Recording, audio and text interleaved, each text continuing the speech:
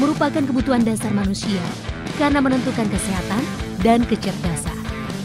Indonesia sendiri memiliki potensi pertanian yang besar dan terus berupaya meningkatkan ketahanan pangannya.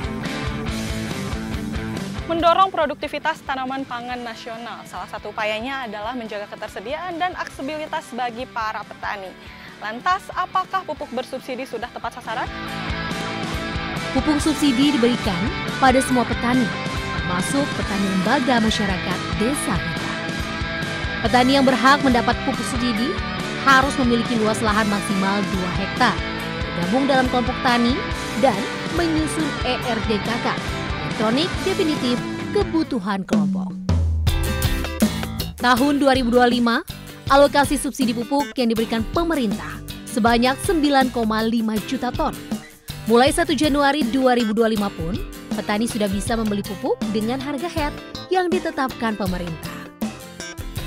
Sementara pupuk subsidi 2025 diberikan untuk komoditas padi, jagung, kedelai, cabai, bawang merah, bawang putih, tebu, kakao, kopi, dan singkong. Kontribusi pupuk Indonesia tidak hanya terbatas pada produksi pupuk, melainkan juga pada inovasi, digitalisasi, dan komitmen untuk berkelanjutan. Di lahan pertanian seperti ini, pendistribusian pupuk yang tepat menjadi faktor penunjang utama untuk menghasilkan hasil panen yang berkualitas bagi para petani. Mudah dan lebih efektif gitu. Sesuai dengan kebutuhan kita, itu sudah didaftarkan dahulu oleh penyuluh pertanian. Area kita sudah di plotting berapa luasnya, nanti daftarkan di pemerintah, dinas pertanian. Jadi enak, kita udah jatah kita tidak diganggu oleh orang lain. Penggunaan aplikasi Ipubers di kios mempermudah petani menembus pupuk bersubsidi. Pemilik kios pupuk dapat langsung melakukan verifikasi data KTP petani secara real time.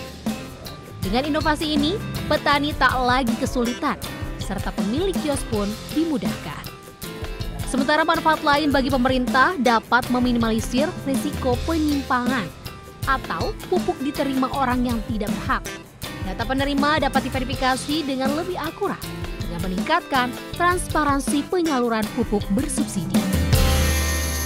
Manfaatnya ya lebih ke tepat sasaran, terus juga kuota yang ada yang tersedia juga terserap lebih cepat gitu, sesuai dengan musim tanam yang berjalan.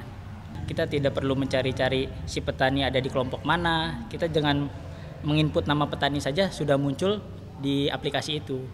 Pengawasan itu sudah kami lakukan secara efektif menggunakan digitalisasi, mulai dari produksi, distribusi, penjualan, sampai penyaluran ke tingkat kios yang bisa kita pantau secara real time dan secara digital. Ini menjadi penting atau menjadi inovasi kami di Pupuk Indonesia. Dengan adanya inovasi digital, kendala pendistribusian pupuk subsidi seperti keterlambatan pengiriman dan potensi penyalahgunaan dapat dideteksi dini. Penerapan teknologi ini pun menjadi faktor penting dalam memastikan bahwa pupuk tersedia tepat waktu, tepat sasaran. Petani Indonesia semakin makmur dan ketahanan pangan terwujud. Dari Kabupaten Bekasi, Jawa Barat, Wenda Nura, Jana Samsa melaporkan.